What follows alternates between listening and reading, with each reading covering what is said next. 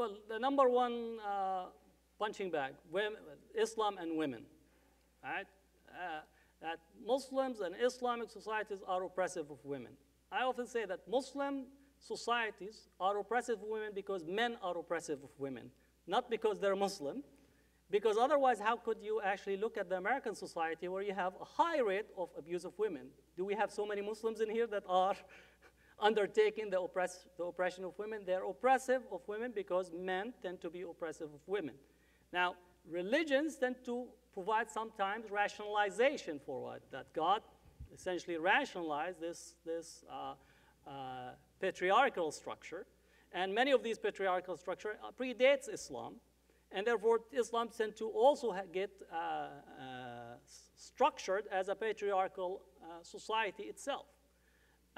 Example, you have honor killing. So every time you get Muslim such and such did honor killing, the Qur'an asks them to undertake an honor killing. There's no such thing as honor killing in Islam. There's nothing in the Qur'an that says there is such thing as honor killing. There isn't. Right? To take somebody's life, you have to go to judge and a court. Islam does not believe in street justice. There is a judicial system. You can't even take the law into your hand. It's prohibited. So, and even if we take as a sexual crime, there is some things as sexual crime.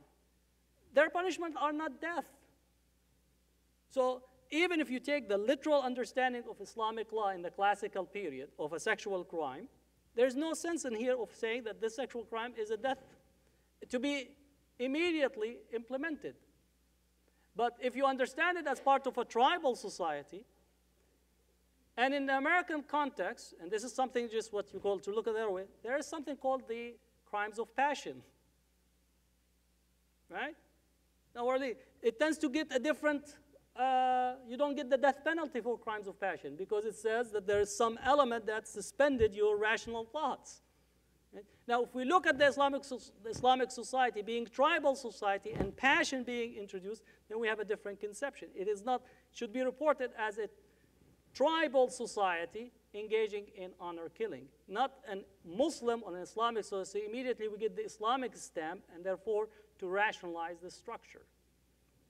And so these are misconceptions that I think it generates the element that we are good and they're bad, and therefore why can't they be like us? And I think in here is, in essence, what we're looking is at ourselves rather than looking at what the needs of the other, rather than solving our own, specific problems.